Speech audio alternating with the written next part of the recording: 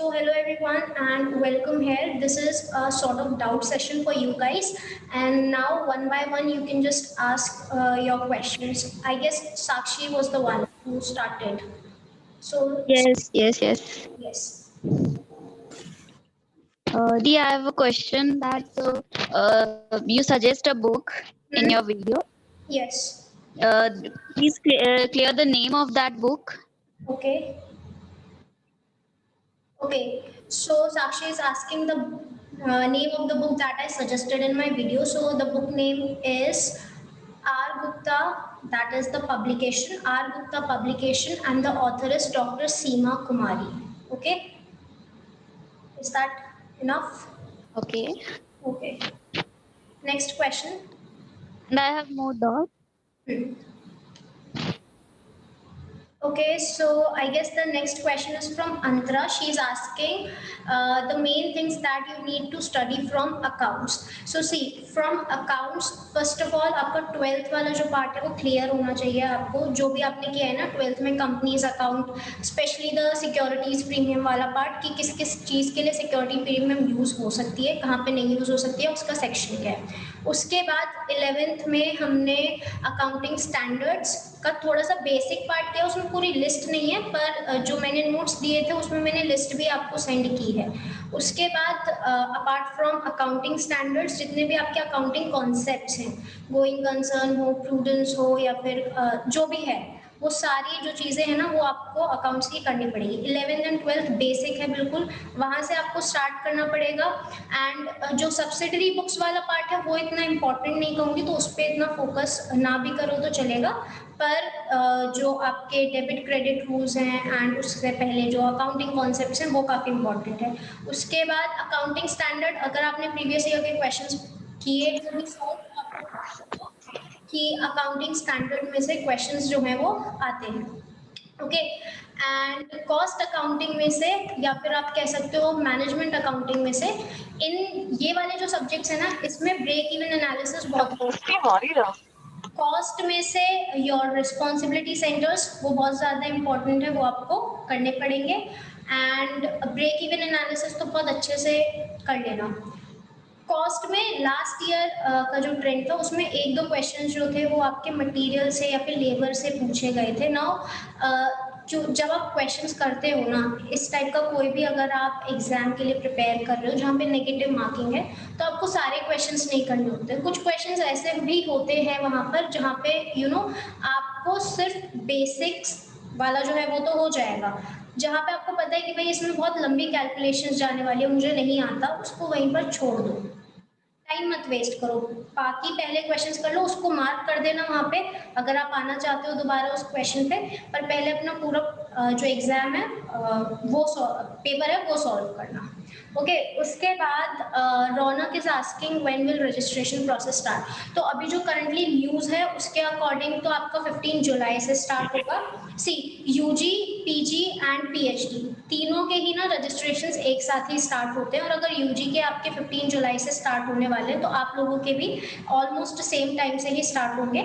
ऐसा बहुत कम होता है कि मतलब अलग अलग हो, क्योंकि लास्ट ईयर भी पेंडेमिक था और लास्ट ईयर भी आपके जो रजिस्ट्रेशंस थे वो सबके एक साथ ही स्टार्ट हुए थे. Okay. Now Shikha is asking कि एंट्रेंस एग्जाम कब होगा. हेलो. Entrance yes. दी, मैं पूछ रही थी कि मैं नेक्स्ट ग्रेजुएट होंगी ओके. तो उससे रिलेटेड मैं नेक्स्ट ईयर रजिस्टर करूंगी ना. नो नो नो नो, ऐसा कुछ भी नहीं होता. आप सपोज आपने एडमिशन लिया, जैसे सपोज किसी ने एडमिशन लिया 2018 में, ठीक है, तो 21 में उसकी हो जानी चाहिए कंप्लीट ग्रेजुएशन. तो बेशक अभी आपका रिजल्ट नहीं आया है, वो ड्यू को भी पता है कि स्टूडेंट्स का रिजल्ट अभी नहीं आया होगा, तो वो आपको टाइम देते हैं. ओके.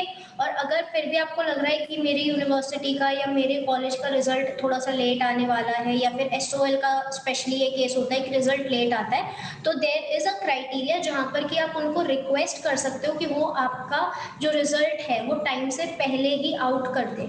उसके लिए आपको एप्लीकेशन फाइल करनी होती है और तो बाकी चीजें बतानी होती है. ठीक है, तो आप इस साल कर सकते हो. I mean hmm.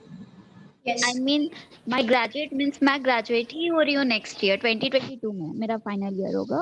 ओके, तो फिर आप 2022 में जो मे एग्जाम जब होगा एंट्रेंस, आप तब एलिजिबल हो for this particular exam. Okay, तो मैं नेक्स्ट ईयर रजिस्ट्रेशन कराऊंगी ना? यस, जैसे ही मतलब आप अपने सेम के एग्जाम्स दे दो, उसके बाद आप एलिजिबल हो। और ऐसा भी कुछ नहीं है कि मतलब अगर आपने कोई गैप है, जैसे आप ग्रेजुएशन इस साल हो चुके हो, नेक्स्ट 2 साल आपने कुछ नहीं किया, अब आप थर्ड ईयर में जाके चाह रहे हो कि भाई मैं एडमिशन ले लूँ, तो ऐसा कोई रूल नहीं है कि आप नहीं ले सकते हो एडमिशन। आप सिर्फ ग्रेजुएट होने चाहिए, बी कॉम ऑनर्स और BMS जो उसमें सब्जेक्ट्स मेंशन है, वो में ग्रेजुएट अगर आप हो तो आप एंट्रेंस के लिए अप्लाई कर सकते हो।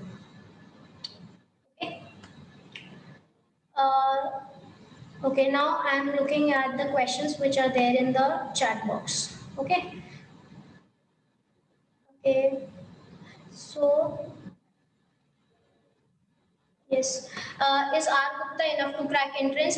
सी लास्ट ईयर तक तो इनफ था, क्योंकि उसमें ना सब कुछ था। अगर आप अपने एग्जाम पेपर्स देखोगे और वो बुक देखोगे, उसमें सब कुछ था ना। जो करंट ईयर का एडिशन है, मुझे ये नहीं पता कि जो करंट सिलेबस है, क्योंकि वो जो सिलेबस है ना, वो आपका कुछ फेब या मार्च के टाइम पर ही आया था, न्यू वाला सिलेबस जो था। और अब उन्होंने उसको इंक्लूड किया है या नहीं किया है, आई हैव नो आइडिया। ठीक है, तो जो पुरानी वाली यूनिट्स थी आपकी, जैसे कि मैनेजमेंट हो गया, अकाउंटिंग था, बिजनेस मैथ्स और स्टैट्स था एंड इको था, वो वाला पार्ट तो उसमें अच्छे से कवर है। बाकी जो न्यू यूनिट्स हैं, उसके लिए आपको देखना पड़ेगा आपकी ग्रेजुएशन की बुक, या फिर अगर किसी ने ऑलरेडी परचेज कर ली है न्यू एडिशन और उसको पता है कि सिलेबस है उसमें या नहीं है, तो please let us know. Okay, उसके बाद where are your notes ma'am, where I can get them? Yes. मैं पूछ रही थी कि आपने जो नोट्स मुझे दिया है यस। और 11-12 के बुक्स को करके, और आपने जो बुक सजेस्ट किया है, उतना पढ़ने से मीन्स हो जाएगा? सी डिपेंड्स कि आप प्रिपेयर किस तरीके से कर रहे हो, क्योंकि आई एम नॉट सेइंग कि जो मैं नोट्स दे रही हूँ या फिर जो मैं बुक आपको सजेस्ट कर रही हूँ उसी में से ही क्वेश्चंस आने वाले हैं, बट येस वो मैक्सिमम जो कवरेज है ना सिलेबस का, वो चीज़ वहाँ पर हो गया। फॉर एग्जाम्पल HRM अभी इस साल आया है, तो मैंने 2 वीडियोस के अंदर काफ़ी पार्ट कवर किया है। अब अगर वो एक ही लाइन में से क्वेश्चंस दे दे तो कोई भी कुछ नहीं कर सकता, बट येस अगर आपको कॉन्सेप्ट क्लियर है तो आप इजीली कर सकते हो। तो नोट्स, वीडियोस और बुक येस वो इनफ होगा। और अगर आपको ऐसा लगता है ना, क्योंकि जब हम प्रिपेयर करते हैं ना, like when I was preparing, तो मेरे पास वो आर बुक थी, उसके बावजूद भी मैं इधर उधर की बुक्स देखती रहती थी, क्योंकि जब आप प्रिपेयर करते हो ना, तो आपको हमेशा ये डर रहता है कि कहीं पे भी ना मैं थोड़ा सा लैक ना हो जाऊँ, या फिर कुछ रह ना जाए, कहीं इसी में से क्वेश्चन आ जाए और मैं इसको ना पढूं। तो आप पढ़ने के लिए कहीं से भी पढ़ सकते हो। अगर आपको यूट्यूब पे कोई और वीडियोस मिल रही हैं, आप कमेंट में भी उसके लिंक्स शेयर कर सकते हो सबके साथ, ताकि सबको बेनिफिट मिले। ठीक है, और ज़्यादा से ज़्यादा आप जो सिलेबस है ना अपना, वो कवर करने की कोशिश करो, जैसे जो स्पेशली न्यू सब्जेक्ट्स हैं। ठीक है, बाकी जो पुराना वाला है वो उसमें से इनफ है, वो आप उतना कर लोगे तो हो जाएगा, पर जो न्यू वाला है उसके लिए आपको अपनी तरफ से काफ़ी कुछ करना पड़ेगा, क्योंकि ये फर्स्ट टाइम है और हम ना सब सिर्फ गेस वर्क कर सकते हैं कि क्या आ सकता है और क्या नहीं आ सकता। जैसे जो मैंने आपको वीडियोस बताई और जो मैंने आपको इम्पोर्टेंट टॉपिक, जितने भी इम्पोर्टेंट टॉपिक बताए हैं, वो उस बेसिस पे बताएं कि मैंने दूसरी यूनिवर्सिटीज़ के पेपर देखे हैं, और फिर मैंने देखा कि कौन कौन से टाइप के क्वेश्चंस और कौन कौन से टॉपिक उन्होंने पूछे। तो ओवरऑल सारी यूनिवर्सिटीज़ का एक ही पैटर्न रहता है, तो उस बेसिस पे मैंने आपको बताया कि भाई यही वाले टॉपिक कर लेना, पर हो सकता है कि वो कुछ अलग भी हटके दे दे, तो you have to prepare. Okay, question किस तरीके का क्वेश्चन किस तरीके का आता है? मीन्स हार्ड या मीडियम या लो? मीन्स सी अगर आपने प्रिपेयर किया है तो आपको सब कुछ इजी लगेगा, अगर आपने प्रिपेयर नहीं किया है तो आपको सब कुछ हार्ड लगेगा। तो इट डिपेंड्स कि आपके ज्यादा प्रिपरेशन डीपली नहीं ना पढ़ना पड़ेगा? ज़्यादा डीप घुसने की ज़रूरत नहीं है, इतना डीप वो नहीं पूछते हैं। आपको बेसिक नॉलेज होनी चाहिए। बेसिक से मेरा मतलब है कि अगर आपको कोई क्वेश्चन पूछता है, सपोज मैंने आपसे पूछा कि अकाउंटिंग स्टैंडर्ड 9 किस लिए, ठीक है, तो आपको इतना पता होना चाहिए, अच्छा रेवेन्यू रिकग्निशन के लिए होता है। अब उसमें डीपली अंदर ज़्यादा नहीं घुसना है, थोड़ा बहुत भी आपको पता है तो दैट इज़ इनफ। मतलब आपको ऊपर-ऊपर की सारी चीज़ें पता होनी चाहिए, ये नहीं पूछूँगी मैं आपसे कि इसका ट्रीटमेंट कैसे करना है, कहाँ यूज़ होगा, कहाँ नहीं यूज़ होगा, पर बेसिक आपको पता होना चाहिए। ओके। ओके। Anyone else? और I just start the chat. Ma'am yes. Ma'am cost accounting में और अकाउंटिंग में हमें कौन से टॉपिक पे ज़्यादा फोकस करना चाहिए? कॉस्ट अकाउंटिंग में या फिर आप मैनेजमेंट अकाउंटिंग कह लो, क्योंकि सिलेबस दोनों का ना ऑलमोस्ट सेम ही है, उसमें से ब्रेक इवन एनालिसिस का एक क्वेश्चन तो आप पक्का मान के चलो कि आएगा ही। अब ब्रेक इवन एनालिसिस से मैं पीवी रेशियो भी कह रही हूँ आपको, ब्रेक इवन एनालिसिस भी कह रही हूँ और मार्जिन ऑफ सेफ्टी भी कह रही हूँ। तो ये 3 टॉपिक कवर होते हैं उस पर्टिकुलर चैप्टर में, और जब आप सिलेबस देखोगे तो ये आपका कॉस्ट अकाउंटिंग में भी है और मैनेजमेंट अकाउंटिंग में भी है, तो ये वाला तो आपको पक्का करना ही है, ठीक है। देन अकाउंटिंग स्टैंडर्ड, एक अकाउंटिंग स्टैंडर्ड वो हर साल पूछ रहे हैं, तो आपको एक अकाउंटिंग स्टैंडर्ड पक्का करना है।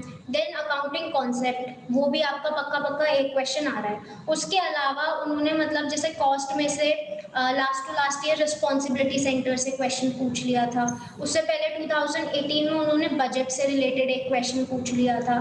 तो वो अब जैसे रिस्पॉन्सिबिलिटी सेंटर से पिछली बार पूछा, इस बार कुछ भी नहीं पूछा। तो कुछ टॉपिक्स तो ऐसे हैं जो कि वो हर साल दे ही रहे हैं, for example break even analysis, concept और स्टैंडर्ड। कुछ टॉपिक ऐसे हैं जो कि वो चेंज करते रहते हैं, मतलब पहले दिया, फिर इस साल नहीं दिया, फिर नेक्स्ट ईयर दे दिया, इस तरीके से। ओके, तो इसके लिए आपको क्या करना है, सबसे पहले क्वेश्चन पेपर्स देखने हैं और उसमें से देखना है कि भाई कौन कौन सा टॉपिक इन्होंने पूछा है और वो टॉपिक कर लो। ये शॉर्टकट तरीका है कि हाँ भाई ज़्यादा मेहनत भी ना करनी पड़े और टू द पॉइंट हमारी प्रिपरेशन हो जाए। मैम जीएसटी में क्या क्या पढ़ना होगा, मतलब मोस्ट? इसी बार आया है ना, तो जीएसटी में आप बहुत ज़्यादा डीप मत जाना। जीएसटी में एक तो फीचर्स पढ़ लेना कि जीएसटी होता क्या है, फिर ये आउटपुट जीएसटी क्या है, इनपुट जीएसटी क्या है, और फीचर्स मैंने बोल ही दिया है, कब आया था जीएसटी वो पढ़ लेना, ठीक है। सेक्शन ज़्यादा डीप हो जाएगा, उसको थोड़ा सा छोड़ देना कि सेक्शंस क्या हैं, पर फीचर्स और output GST, input GST, reverse charge क्या होता है, जो कुछ टर्म्स आप जीएसटी में यूज़ करते हो ना, उनकी मीनिंग आपको पता होनी चाहिए अगर वो पूछते हैं तो, ठीक है। तो ये वाला पार्ट, अभी जो न्यू सब्जेक्ट्स आए हैं ना, क्योंकि जीएसटी आपका अकाउंटिंग वाले में इंक्लूड किया है इन्होंने, और अकाउंटिंग में ऑलरेडी बहुत कुछ है और जीएसटी सिर्फ एक छोटा सा पार्ट है उसका। तो जीएसटी में से आप ज़्यादा मतलब बहुत डिटेल में मत जाना, क्वेश्चंस मत ज़्यादा वो करना, बेसिक आपको पता होना चाहिए कि and features. Income tax? Income tax में से जो है इनकम टैक्स में से ना लास्ट ईयर तक का मैं बताती हूँ आपको, तो लास्ट ईयर तक इनकम टैक्स में वो करंट अफेयर्स से क्वेश्चन देते थे, इन द सेंस कि जैसे इस साल का बजट आया, ओके, उसमें कुछ ना कुछ चेंजेस हुए होंगे, टीडीएस में कुछ चेंज आया होगा या फिर सरचार्ज में कुछ कुछ चेंज आया होगा, तो वहां से वो इस टाइप के क्वेश्चंस देते हैं। और ज़्यादा अगर आपको करना है तो जो इम्पोर्टेंट चीज़ें हैं, जैसे जब मैं कॉलेज में थी तो हमारे जो टीचर्स ने हमें इम्पोर्टेंट चीज़ बताई थी वो ये थी कि आपको इनकम टैक्स में पता होना चाहिए कि जितने भी सेक्शंस हैं ना डिडक्शन, वो बहुत इम्पोर्टेंट है। अगर आपको बहुत डीप नॉलेज नहीं है ना डिडक्शन की कि भाई इसके अंदर क्या है, क्या क्या क्या क्या क्या, एटलीस्ट आपको इतना पता होना चाहिए कि अच्छा सेक्शन 80C है वो इन्वेस्टमेंट से रिलेटेड है, LIC या प्रीमियम जो भी है, ATD है वो मेडिकल एक्सपेंसेस के लिए है, GGHH, आपको टॉपिक्स पता होने चाहिए, ठीक है। अगर वो भी पता है तो आपको एक आइडिया मिल जाएगा कि भाई मैं, क्योंकि सबका आंसर पक्का पता हो वो नहीं पता हो, वो हम नहीं कह सकते, बट एटलीस्ट आप एक एजुकेटेड गेस लगा सकते हो अगर आपको बेसिक भी पता होगा तो ये वाला पार्ट कर लेना। और इनकम टैक्स में रेजिडेंशियल स्टेटस से एक बार क्वेश्चन आया है, ओके। उसके अलावा इनकम टैक्स से एक तो डिडक्शन हो गया, रेजिडेंशियल स्टेटस हो गया, यस, और क्लबिंग ऑफ इनकम में से क्वेश्चन आ सकता है कि मतलब वो आपको ऑप्शंस दे देंगे पूरा एक कि भाई ये लोग हैं, किस किस की इनकम इसमें क्लब होनी चाहिए, इस टाइप का क्वेश्चन हो सकता है। तो ये वाला ब्रॉडली इनकम टैक्स का है। क्वेश्चंस मत सॉल्व करने बैठना, प्रैक्टिकल क्वेश्चंस नहीं देते हैं वो आपको, डायरेक्ट क्वेश्चन देंगे आपको।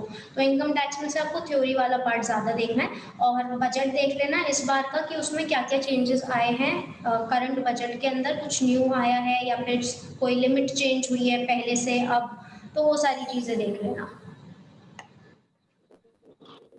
ओके। मैम मैम जो न्यू ओवरऑल सिलेबस जो मार्क्स के वो होगा, लाइक न्यू सिलेबस है, जैसे पहले का जो ऑलरेडी जो सिलेबस था उसमें जो था ऑलरेडी 25 डिडक्शन वो था कि डिफरेंट डिफरेंट उसमें सब्जेक्ट में, बट इस बार जो कि थ्योरी सब्जेक्ट जाता है तो फिर हमें जैसे मैथ्स और स्टैट्स है उन सब में थोड़ा कम ध्यान देना चाहिए। नहीं, ऐसा कुछ भी नहीं है कि ध्यान कम देना चाहिए। सी, जो चीज़ें आपको पक्का पता है कि भाई ये वाली चीज़ में से ऐसे क्वेश्चंस आ रहे हैं और ये मैं इजीली कर सकता हूँ, तो आप उस पर ज़्यादा ध्यान दो रादर दैन कि उस चीज़ पे जो कि बिल्कुल न्यूली इंट्रोड्यूस है आपको। जो बाकी के सब्जेक्ट्स है ना वो इम्पोर्टेंट है, मैं ये नहीं कह रही कि उनको छोड़ के चले जाओ, पर वो इसी बार आए हैं। पहले 25 था, अब वो 20 हो गया, बट दैट डजंट मीन कि उनकी वेटेज कम चली गई। स्टैट्स का आपको पता है कि वो प्रॉपर्टीज में से क्वेश्चंस दे रहे हैं, तो आप प्रॉपर्टीज अच्छे से कर लोगे, आपके मार्क्स आ जाएंगे। और स्टैट्स में वो अराउंड 10 to 13-14 क्वेश्चंस देते हैं। And second thing is stats जो है वो आपका, जब आपका एमकॉम में एडमिशन हो जाता है तो फर्स्ट सेमेस्टर में आपका स्टैट्स है एक कोर सब्जेक्ट, तो उस हिसाब से उसकी इम्पोर्टेंस है। तो वो स्टैट्स को कम वेटेज दे दे वहाँ पे या किसी और सब्जेक्ट को ज़्यादा, वो ऐसा नहीं करेंगे। सिर्फ रेशियो चेंज हो जाएगा, पर यस इम्पोर्टेंस सबकी उतनी ही रहेगी क्योंकि वो इम्पोर्टेंट है, इसीलिए मैथ्स मैथ्स मैथ्स और स्टैट्स से प्रैक्टिकल क्वेश्चंस नहीं ना आते हैं। मैथ्स सी स्टैट्स से ना अगर आप देखोगे तो वो प्रैक्टिकल कम और जो फीचर बेस्ड क्वेश्चंस ज़्यादा हैं आपके। अगर आपको फीचर्स पता है ना, जितनी भी चीज़ें हैं, कोरिलेशन है, रिग्रेशन है, या फिर आपका मीन मीडियन मोड है, अगर उनकी आपको सबकी प्रॉपर्टीज पता है तो आप इजीली कर लोगे। जब मैंने प्रिपेयर किया था ना, मैंने प्रॉपर्टीज पे बहुत ध्यान दिया था, और मैथ्स और स्टैट्स के क्वेश्चन के लिए ना मैं एकदम मुझे पक्का पता था कि भाई यही वाला ऑप्शन है, और वो मेरे क्वेश्चंस गलत भी नहीं गए थे। स्टैट्स का मेरा तरीका सिर्फ सिंपल सा था क्योंकि ग्रेजुएशन के टाइम पे मेरे पास स्टैट्स नहीं थी। टू बी वेरी ऑनेस्ट, मैंने सिर्फ स्टैट्स पढ़ी है कब, 11th क्लास में, जो आप सबने पढ़ी होगी। उसके बाद जब ग्रेजुएशन के टाइम पे चॉइस थी स्टैट्स के बीच में और एडवर्टाइजिंग के बीच में, तो मैंने एडवर्टाइजिंग चूज किया था क्योंकि मुझे वो बेटर ऑप्शन लगा। अब जब इस एग्जाम के लिए प्रिपेयर करना था तो मैं दोबारा से ग्रेजुएशन की बुक उठा के एक एक क्वेश्चन नहीं सॉल्व कर सकती थी, इतना टाइम किसी के भी पास नहीं होता है। तो पीछे के क्वेश्चंस जब आप देखोगे तो उसमें आपको पता चल जाएगा कि प्रॉपर्टी बेस्ड क्वेश्चंस है इसके अंदर। तो मैंने हर एक टॉपिक की अच्छे से प्रॉपर्टीज की कि क्या क्या प्रॉपर्टीज हैं। मैथ्स का ग्रेजुएशन के टाइम पे मेरा हाल अच्छा नहीं था बिल्कुल भी, क्योंकि मैं इतना नहीं थी कि भाई मैं मैथ्स पढ़ूँ, या फिर कॉलेज में और भी चीज़ें होती हैं करने लायक अदर देन मैथ्स पढ़ना, तो मैं उनमें ज़्यादा इंटरेस्टेड थी। पर जब ये एग्ज़ाम देना था, अगेन थोड़ा सा सीरियस होना पड़ता है अगर आप एक्चुअल में कुछ करना चाहते हो। मेरे को इम्पोर्टेंट था ये एंट्रेंस क्लियर करना, तो इस वजह से मैंने मैथ्स को किया। फिर से पीछे के पेपर्स देखे तो उनसे पता चला कि भाई इलास्टिसिटी ऑफ डिमांड से क्वेश्चंस आ रखे हैं, मार्जिनल रेवेन्यू, ये सब क्वेश्चंस आ रखे हैं। तो मेरे पास बुक थी, बुक का नाम है JK Thukral, business mathematics, author is JK Thukral.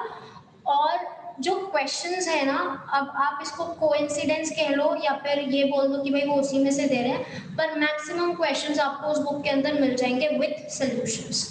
ये वाली बुक हमारे जब ग्रेजुएशन में थे हम लोग, तब हमारी मैम ने रिकमेंड की थी कि इसी से पढ़ना, ये अच्छी बुक है। और मैंने ग्रेजुएशन में भी उसी से कर लिया था, वो तो हो गया कैसे भी, पर जो एंट्रेंस था उसमें मैंने अच्छे से किया, तो मुझे वो बुक काफ़ी हेल्पफुल लगी। और काफ़ी वैरायटी ऑफ क्वेश्चंस हैं उसके अंदर, एमसीक्यू बेस्ड नहीं है, ठीक है, पूरा फुल फ्लेज क्वेश्चन आपको करना पड़ेगा, पर एंट्रेंस में भी आपका फुल फ्लेज क्वेश्चन ही आता है। और एक और जो चीज़ मैं ऐड कर रही हूँ यहाँ पे, वो है कि कैलकुलेटर आपकी स्क्रीन पे होगा, वॉच भी आपकी स्क्रीन पे होगी, ठीक है, आपको अपने आप से कैलकुलेटर नहीं लेके जाना है। और उनका कैलकुलेटर साइंटिफिक कैलकुलेटर होता है, तो अगर लॉग से क्वेश्चन आ रहे हैं या फिर पावर वाले क्वेश्चन आ रहे हैं तो वो सारे आपके इजीली उसमें हो जाएंगे। बस वहाँ पे जाने से पहले ना अपने लैपटॉप का एक बार साइंटिफिक कैलकुलेटर देख लेना कि कैसे काम करता है, ठीक है, क्योंकि उसमें कुछ लोगों को ना प्रॉब्लम हो जाती है मैम वो कैसे लगाते हैं। यस, मैम वो कैलकुलेटर स्क्रीन पे गिवन होता है? स्क्रीन पे गिवन होता है क्योंकि ये तो कंप्यूटर बेस्ड एग्जाम है ना, तो आपका स्क्रीन पे कैलकुलेटर रहता है। मैम अगर मैथ्स हम लोग इग्नोर करके चले तो ज्यादा मीन्स कुछ इफेक्ट होगा? आप कह सकते हो कि 10 के अराउंड क्वेश्चंस आएंगे। ओके, अगर आप ये कह रहे हो कि भाई मेरे पास नहीं था पहले भी मैथ्स और मैं अभी भी नहीं करना चाहती, योर चॉइस, नहीं करना तो मत करो। पर पता है जब हम एग्जाम में जाते हैं ना और जब हमें दिखता है कि भाई मैंने 10 क्वेश्चंस छोड़ दिए, तो बहुत ही ज़्यादा कॉन्फिडेंस लो हो जाता है हमारा, और वो 10 क्वेश्चन की वजह से आगे के जो 90 क्वेश्चंस होते हैं ना, उनका इम्पैक्ट उस पर पड़ता है। तो ऐसा मत करना कि तुम बिल्कुल ही छोड़ के चले जाओ, ठीक है। एटलीस्ट थोड़ा बेसिक आपको, जैसे मैट्रिसेस वाला चैप्टर फिर भी इजी है, उसमें से टाइप्स ऑफ मैट्रिसेस देख लेना, डिटर्मिनेंट्स के फीचर्स और प्रॉपर्टीज जो भी है वो सब देख लेना, उसमें से क्वेश्चंस आते हैं, बहुत ज़्यादा नहीं, उसका सिर्फ थोड़ा सा पार्ट देख लोगे तो at least you will get an idea. Integration differentiation, I know कि थोड़ा सा डिफिकल्ट टॉपिक है, स्पेशली उनके लिए जिन्होंने मैथ्स नहीं पढ़ी है। मेरे पास 12th में मैथ्स थी तो मेरे को आइडिया था क्या होता है ये, फिर यहाँ पर भी इतना नहीं हुआ, ठीक है। सो यस, आप कर लोगे, ऐसा नहीं है कि नहीं कर मैम लोगे। इस बार भी हमारा एग्जाम जो होगा वो सितंबर तक डिले होगा। मोस्ट प्रोबेबली सितंबर आप कह सकते हो। सी, अगर जून 15 को आपके रजिस्ट्रेशन स्टार्ट होते हैं तो वो एटलीस्ट 1 महीने का टाइम देते हैं रजिस्ट्रेशन के लिए, तो 15 अगस्त तक आपके रजिस्ट्रेशन प्रोसेस होगा। फिर 4 दिन का टाइम देते हैं या 2 या 3 दिन का टाइम देते हैं वो आपको एप्लीकेशन फॉर्म अपना करेक्ट करने के लिए, तो 20 अगस्त मान लो। उसके बाद आपकी एंट्रेंस की डेट आएगी। अब एंट्रेंस की डेट के आते ही आपको एग्जाम हो ज़रूरी नहीं है, क्योंकि काफ़ी सारे एंट्रेंसेस होते हैं, तो अराउंड 15 डेज आपके निकल जाते हैं एंट्रेंस के अंदर, ठीक है। तो सितंबर तक तो यही टाइम हो गया आपका, और फिर आपका एंट्रेंस होगा, उसके बाद फिर रिजल्ट आएगा। रिजल्ट भी एकदम से नहीं आ जाता है, पहले आपकी एक आंसर की आती है, ठीक है। उसके बाद आपको 2 या 3 दिन का टाइम मिलता है ऑब्जेक्शन रेस करने के लिए, वो रेस कर दोगे, उसके बाद वो देखेंगे भाई कि कौन सा ऑब्जेक्शन सही है कौन सा नहीं है। उसके बाद कहीं जाकर आपका रिजल्ट, मतलब फर्स्ट लिस्ट आएगी, तो टाइम लगता है। तो यस, आप कह सकते हो कि भाई सितंबर तक का तो होना ही, मतलब हो सकता है इतना। लास्ट टाइम आई गेस 5 या 7 सितंबर का था आपका, आप लोगों का एग्जाम, तो इतना टाइम लगता है। दीदी मैम जीके के लिए कैसे प्रिपेयर करना है? जीके नहीं आता इसके अंदर, जीके नहीं आता। जीके मतलब ये नहीं कि पूरा ही आपको किसी स्पोर्ट्स पर्सन का या फिर किसी सिटी का नाम पूछ रहे हैं, ऐसा नहीं पूछते वो। लास्ट ईयर से ही उन्होंने स्टार्ट किया है कि उन्होंने जैसे ये पूछ लिया कि वर्ल्ड रैंकिंग क्या है, ईज ऑफ डूइंग बिजनेस या कि इस टाइप का कोई क्वेश्चन पूछ लिया। And you won't believe me, but ये क्वेश्चन ना जो आपका वर्ल्ड रैंकिंग वाला आया है, जब हम मैम से पढ़ रहे थे, मतलब हम क्लास में नीति मैम से पढ़ रहे थे, तो उन्होंने हमसे ये क्वेश्चन पूछा था एंड किसी को भी नहीं पता था आंसर, और यही वाला क्वेश्चन फिर एंट्रेंस में आ गया। तो यहाँ पे भी आप कोइंसिडेंस कह लो या फिर जानबूझ के उन्होंने वो क्वेश्चन दिया है। तो आपको जो करंट अफेयर्स मैम करने हैं ना, वो स्ट्रिक्टली कॉमर्स और बिजनेस पॉइंट ऑफ व्यू से प्रिपेयर करना, उससे इधर उधर मत जाना, सिर्फ कॉमर्स रिलेटेड चीजें, ठीक है। मैं कुछ थोड़ा रिलेटेड पूछना चाहती हूँ। मुझे यस मैम, इकोनॉमिक्स में काफी प्रॉब्लम है, मतलब लाइक प्रोडक्शन कृति, मुझे आपकी आवाज नहीं आ रही सही से। Excuse hello me, ma'am. ma'am. Yes. Ma'am, can I apply through both merit and entrance? Are you from Delhi university? You graduated? Yes, ma'am. हाँ, then you can Ma'am, apply. yes, I'm in the final semester now. आपको ना इसके लिए अलग से registration नहीं करना होता है, एक ही रजिस्ट्रेशन में आपका दोनों हो जाता है, एंट्रेंस भी और डायरेक्ट भी। बस आपको ऑप्शन मिलता है डायरेक्ट एंट्रेंस, तो आपको दोनों को टिक करना पड़ेगा, दैट्स इट। कोई अलग रजिस्ट्रेशन नहीं होता, सेम होता है।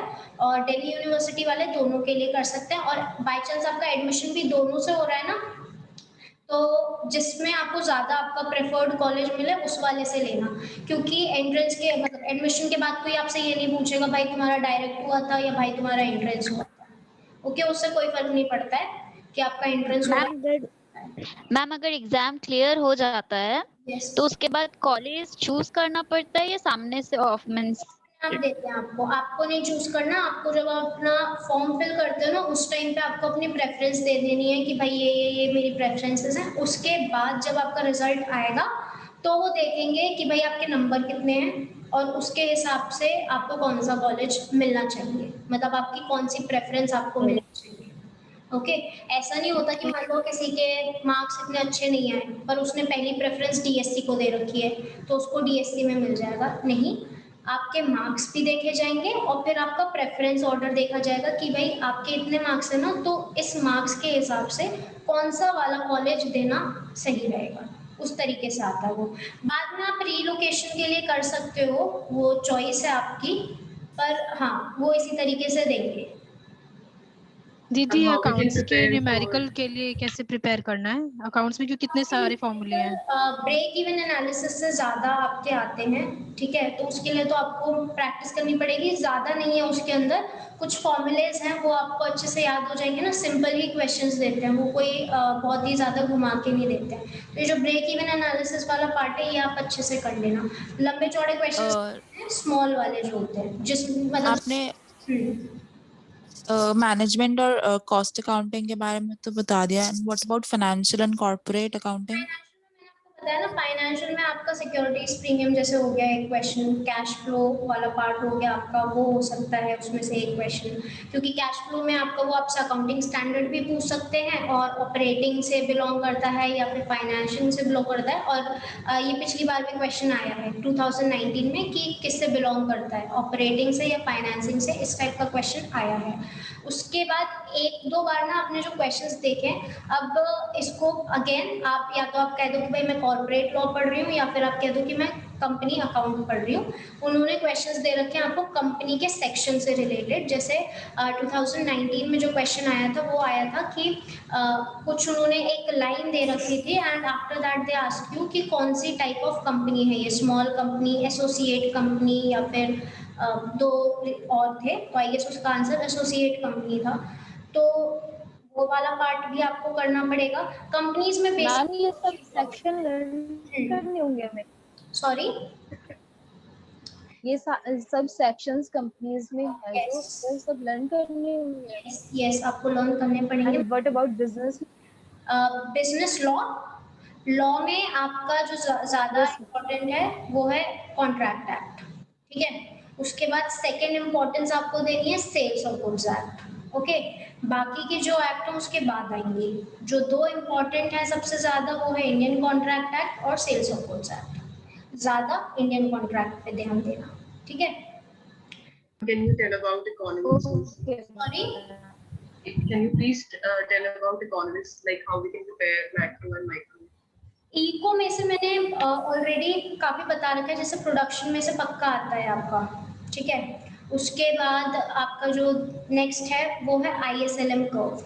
आईएसएलएम कर्व में जब आप पढ़ोगे ना तो वो डायरेक्ट क्वेश्चन आपको ऐसे नहीं देंगे कि एज पर आईएसएलएम मॉडल क्या होना चाहिए आपका आंसर, वो आपको कुछ इन्वेस्टमेंट्स देंगे, कुछ आपको लिक्विडिटी से समथिंग इस तरीके से बोलेंगे। तो वो वाले जो क्वेश्चन है आपके वो आईएसएलएम कर्व के ही हैं। तो आपको बेसिक अगर पता होगा तो आप उसको कर लोगे। एक आध वीडियोस देखना, और आई गेस मेरे चैनल पे भी मैंने एक प्लेलिस्ट बना रखी है जहाँ पे ये आईएसएलएम मॉडल की वीडियो है, मैंने नहीं बनाई है, जिससे मैंने पढ़ा था ना मैंने वो वाली वीडियो की लिंक शेयर कर रखी है, तो आप वो देखोगे। उन्होंने बहुत ही सब्र के साथ और बड़े आराम आराम से एक एक बना बना के सिखाया, तो आप वो वाला देखना, आपको बहुत एक ही बार में समझ में आ जाएगा। और ये वाला पार्ट ना फिर आप जब एडमिशन हो जाएगा ना तो हर साल एग्जाम्स में भी आता है, मैनेजरियल इकोनॉमिक्स नाम का आपका सब्जेक्ट होगा, वहाँ पे भी आता है। तो आपके मतलब डबल बेनिफिट होगा अगर अच्छे से कर लोगे तो। मैम जी, यू आपने जो just said something about relocation, उसका प्रोसेस क्या है, मतलब उसका क्या है? Okay guys, we have just 2 minutes now, तो मैं जल्दी से इसका आंसर कर देती हूँ। रीलोकेशन का प्रोसेस क्या है कि जैसे ही आपका एडमिशन हो जाएगा, जिस भी कॉलेज को उन्होंने आपको अलॉट किया है आपको वहाँ पे जाना होगा। अब तो ऑनलाइन होगा, तो ऑनलाइन आपको सारा काम करना पड़ेगा। आपके पास फी लिंक आएगी, जैसे ही आप फी पेमेंट करोगे वहाँ पे आपके पास नीचे एक ऑप्शन होगा रीलोकेशन, ठीक है। तो आपको वहाँ पे उस पर क्लिक करना है और फिर आपका एडमिशन 1 या 2 दिन में अपने आप ही कैंसिल हो जाएगा, लिस्ट आने से पहले। घबरा मत जाना कि भाई लिस्ट नहीं आई और मेरा एडमिशन कैंसिल हो गया। एडमिशन मतलब लिस्ट आने से 1-2 दिन पहले ही आपका एडमिशन कैंसिल हो जाएगा, और फिर जो नेक्स्ट लिस्ट आएगी ना उसमें आपको जो आपने ज़्यादा प्रेफर किया था कॉलेज, वो वाला कॉलेज अलॉट किया जाएगा। पर बस इतना ध्यान रखना, स्पेशली जो ओबीसी कैंडिडेट्स हैं, अगर आपके डॉक्यूमेंट्स पूरे हैं तभी रीएलोकेशन के लिए अप्लाई करना, वरना ना फिर बाद में डिफ़िकल्टीज हो जाती है। मतलब कुछ कॉलेजेस तो फी लिंक ओपन कर देते हैं आपके लिए, कुछ लोग नहीं करते, और अगर आपकी फी पेमेंट नहीं हुई ना तो आपका एडमिशन नहीं माना जाएगा। ओके मैम, हॉस्टल फैसिलिटी के बारे में कुछ बताइए ना, मीन्स क्या वो उसमें सारे बच्चे कर सकते हैं? नहीं, दिल्ली के बच्चे एनसीआर गाजियाबाद ये जो है वो तो बिल्कुल भी नहीं अप्लाई कर सकते हॉस्टल के लिए, स्पेशली डीयू वाले के लिए। बाहर के लोग कर सकते हैं, और आप लोगों को पीजी मिल जाएगा वहाँ पे अगर आपको चाहिए तो वो वाला अभी तो नियर क्योंकि द कॉलेज? दीदी हम्म, जो जामिया का पेपर है उसके सॉल्यूशन कहीं मिल ही नहीं रहे हैं, जो लास्ट ईयर के जामिया के पेपर्स हैं। जामिया का लास्ट ईयर का मैंने ना आधे 50 क्वेश्चन सॉल्व कर दिए थे, तो वो तो मेरे पास है solutions, I can share on the Telegram group. और 2019 का मैंने ऑलरेडी वीडियो शेयर कर रखी है। मतलब जो 2015